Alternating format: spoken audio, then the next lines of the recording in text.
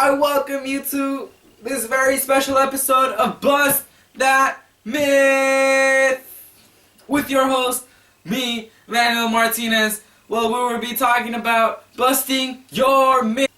Following the American Revolution, the United States wrote the Constitution that created a democratic government, allowed most citizens to say in their government, and was far less powerful than the government had been under Great Britain. Submitted by Stephen Anderson. Well, Mr. Anderson, we will bust that myth today. Alright, we're back busting our myth. Our myth, which is following the American Revolution, the United States wrote a constitution that created a democratic government, allowed most citizens to stay in their government, and was far less powerful than the government had been under Great Britain. Let's explain this so we can all understand it. This is pretty much saying that when the American Revolution ended, they kicked England to the curb because, the king was tyrannical, not really. Parliament, they had a parliament, taxation representation, I don't know. That's not the video I'm busting, that's not the myth I'm busting. You gotta go look at some other videos. I bet my colleagues are making some amazing videos. Anyways, going back, not getting off topic, I'm kind of losing my train over here. Needs to not just magically come up with a perfect government after the war. They did not, just magically come up, okay, we're gonna have a president, legislative branch, judicial branch.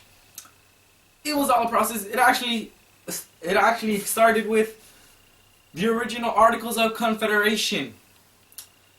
This was around for 10 years.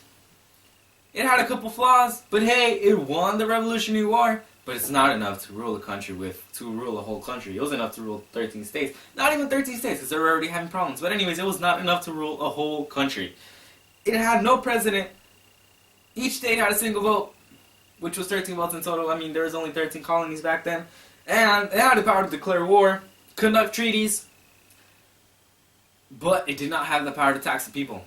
But it was very deliberately weak, since they just come out, from having a king, and they did not want a king, they wanted more say to the people. But apparently that wasn't working out. So, it was weak government. And weak government is like a car without gas. You can't go anywhere. You can't do anything. It's useless. Okay, it won the war, but let's move on. It couldn't collect taxes. America was in a huge amount of debt, as a whole and as a state. A treaty was a total nightmare since England was one of their biggest treaty. Whom they did treaty, and they were kind of cranky since they kind of just lost to them. They kind of just beat them to the curb. So they were, that didn't work out. They didn't, they were kind of mad at it. So they were in big debt. Plus, they had 13 different types of currency. How was that ever gonna work? So, the people were starting to get worried, frustrated, such as, Bacon's Rebellion? No, not Bacon. Daniel Shays, who was a former veteran of this Revolutionary War, who's a farmer, who led up a group of men who closed down the courts to prevent them from foreclosing their in-depth farms.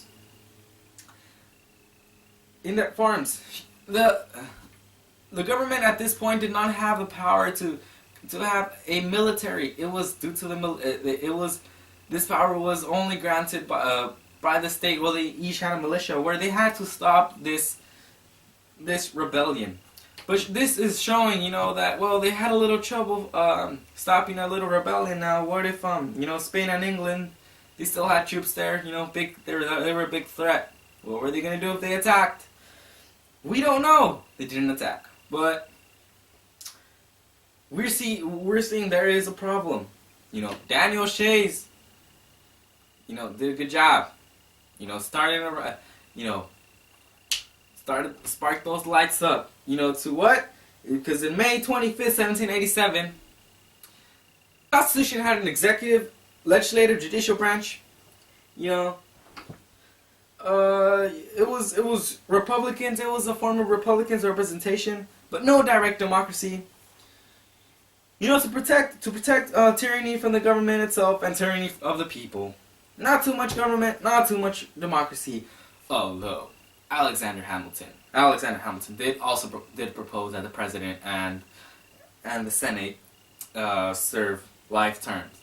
Whoa, what a problem that must have been, right? Not too much democracy, not too much government. Let's get a balance. Whoa, Alexander Hamilton, relax there, buddy. So they created an electoral college. What is an electoral college? Beats me. But I'll tell you, we are getting away from England to have more say to the people. And this electoral college is, not doing the work. The white landowning men were mad when England had passed the Stamp Act. Not because of the tax, it's just a couple cents. They were used to paying tax, but the fact that they were not treated equal, the fact that they were not seen as Englishmen. Well, let's see how they're doing the same exact thing here. The Electoral College is what actually chooses a president. It has a potential to elect a president who did not win the popular vote. Meaning, when you go vote for your president, it's not a direct democratic vote. It does not directly count. There's still a group of white, prominent, educated men of property who were better to elect the president behind this. So, they still don't trust the everyday people to vote for a government. Why? Well, it's all about the power. It's all about the money and power. But they wanted equal representation because since the Electoral College, it was a ratio of the population of each state. So you know what? The states with the big population, they were like, yeah, we're gonna get our ways. We have large population, but the states with small population were like, whew, what are we going to do? But anyways, when there's a problem, there's always a middle way. There's always a compromise.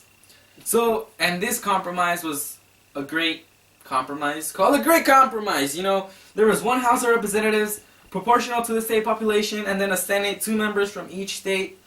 The House of Representatives was to be responsive to the people, and the Senate was created to never pass anything. Another problem, since when something is solved, there's always has to be a side effect. There's always has to be another problem. Another problem was to count. Who should we count as population? Well, back then there was a problem. There were slaves. I mean, now there are no slaves. Well, at least in the United States. Are we all treated equally still? Can't say. Can't speak for myself either. Anyways, moving on. This is not what we're talking about. Getting out of the topic. So who should be counted as people? Slave-owning states are all like, yeah, let's count the slave as people. Yeah, now because you need the slaves up. You want more population. You want more say. Yeah, we're gonna count you're gonna keep working them, but they're people, all right. Okay, racist white men. Anyways, and states with small population of slaves were like, no. They're not people. Let's keep it the way it's always been. They're property, not people. But there's always a compromise. There's always a middle. So we call it. This time we call it. It's not even a full compromise. It's called a 3/5 compromise. So the total number of white people plus 3/5 of the population of other people. They never refer in the Constitution. They never referred to them as slaves, but other people is what made up the population. So slaves were at least finally being counted as people. They were still being worked. They still didn't have any rights, and they still didn't have any say. But hey, it was a step forward. They're now considered people. I mean, now everybody's considered people. Anyways, so that created the population of each state. Okay, so there was a problem. The people were afraid. Well, what if the one branch of the government, ends up getting more power? The president. Whoa, he's the president. He's the commander-in-chief. There's something called checks and balances. When you go to Wells Fargo and you're like, can I have a checking account, so I can keep, my balance of my stuff, and then whenever I want to buy something, I can just use a check, or let me check. Can I check my balances? Nope, not that type of check and balances. Nope. Thank you, Wells Fargo. I'll call you back when I have a job. Anyways, system of checks and balances in the U.S. federal government. The executive branch appoints judge to fill vacancies in the court, meaning in the judicial branch, which are nine judges who are set for served to life, and which one of them occasionally dies. The president gets to elect another one, but before the president gets to elect another one, the legislative branch, which is like Congress, also has to approve of judicial appointments made by the president. It also has the authority to impeach and power to institute new courts. Judicial branch job, interpret laws, determine constitutionally interpret laws, and they, like I said, they serve a life term. Now, what does Congress do? Approves presidential appointments, authority to bring impeachment hearings, power to override presidential vetoes, controls appropriations, ratifies treaties, declares war. But let's look at the head honcho, President Obama, low. Anyways, the president, authority to call special sessions of Congress, president is commander-in-chief, power to veto bills. So, this system created to keep balance between the three branches, the three branches of people. So, it's always good to be credible, because who could Manuel Martinez be, since I'm not Adam Savage or Jamie or Jamie Hyneman? Who am I? I'm not rich or famous. I don't have a doctorate yet. So, there's always a good use of paper and the internet. Well, before we start, don't you want to know where I got all my information? Because, you can just think I'm a crazy guy, just making a whole bunch of stuff up, just trying to waste, 5 minutes of your valuable time. No, sir. I'm trying to make these 5 minutes valuable so you can be, I finally know the truth, and I can go back to my 8th grade teacher and be like, bah-ha-ha, bah-ha. Anyways, but after I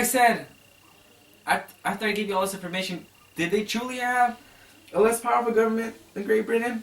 Well, let's think about it. America, in Great Britain, they had a parliament, where it was usually, rich white men who were property owners were the ones who had a say. Now, in America,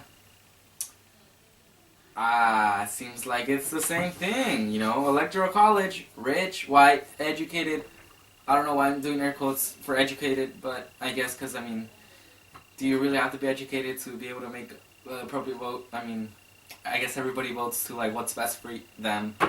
But it's still rich white men, property owners, who are in control of our country. The government also has a power to tax us as well. Kind of with our consent, because now we know that when we give a vote, it's not completely our vote. We send representatives, and who are these representatives? Rich, white, property-owning men, and now women as well, which is great. But it's like if we were still under the under English rule. We did okay. We may have a president, and we may have a system of checks and balances, and we may not have parliament, but we have we have a very weird system of democracy. Well, it seems like democracy. They fool us to think it's democracy, but it's not really democracy. Well, folks, that's all we have for today. I hope you learned something. I hope you enjoyed it. Now, what show is this? Let me remember. It was a long time before I said it. Just kidding. I do remember. And this show is called Let's Bust That Myth!